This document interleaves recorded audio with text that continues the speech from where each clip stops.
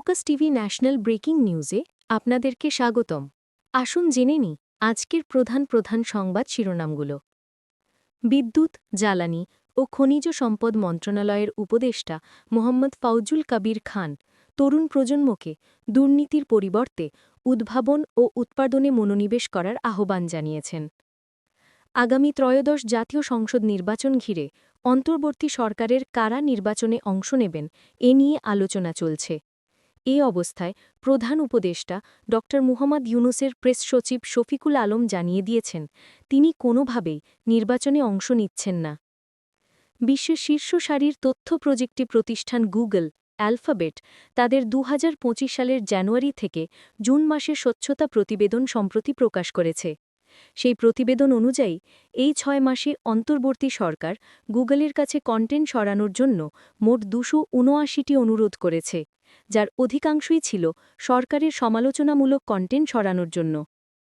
আসন্ন জাতীয় সংসদ নির্বাচন সামনে রেখে আগামী সপ্তাহে উপদেষ্টা পরিষদের ২ জন সদস্য পদত্যাগ করতে যাচ্ছেন। তারা হলেন স্থানীয় সরকার, পল্লী উন্নয়ন ও সমবায় মন্ত্রণালয়ের উপদেষ্টা আসিফ মাহমুদ সাজ্জিব ভূঁইয়া এবং তথ্য ও সম্প্রচার মন্ত্রণালয়ের উপদেষ্টা মোহাম্মদ মাহফুজ আলম।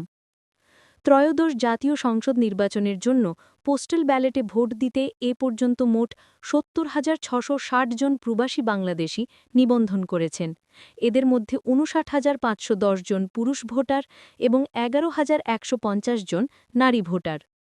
যুক্তরাষ্ট্র থেকে আরও ৩৯ জন বাংলাদেশিকে ফেরত পাঠানো হয়েছে। শুক্রবার ২৮ নভেম্বর ভোর ৫:৩০টায় যুক্তরাষ্ট্রের একটি বিশেষ সামরিক ফ্লাইটে এই ৩৯ জন বাংলাদেশি হজরত শাহজালাল আন্তর্জাতিক বিমানবন্দরে পৌঁছান। জাতীয় নির্বাচনকে ঘিরে মাঠ প্রশাসনকে নিয়ন্ত্রণের ইঙ্গিতপূর্ণ বক্তব্য দেওয়ায় জামায়াত নেতা শাহজাহান চৌধুরীর প্রতি তীব্র প্রতিক্রিয়া জানিয়েছে বাংলাদেশ অ্যাডমিনিস্ট্রেটিভ সার্ভিস অ্যাসোসিয়েশন।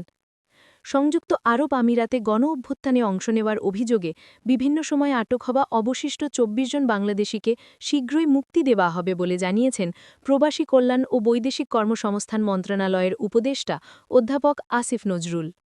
বাংলাদেশে সবুজ প্রযুক্তি, পাট, বস্ত্র ও ওষুধ শিল্পে বড় ধরনের বিনিয়োগে আগ্রহ প্রকাশ করেছে চীনা বিনিয়োগকারীরা। প্রধান উপদেষ্টা অধ্যাপক মোহাম্মদ ইউনূস ঘোষিত উৎপাদন খাতের রূপান্তর পরিকল্পনার অংশ হিসেবেই এই আগ্রহ এসেছে।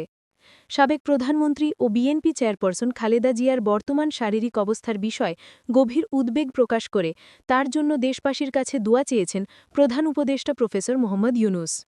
এগুলোই ছিল আজকের প্রধান প্রধান সংবাদ।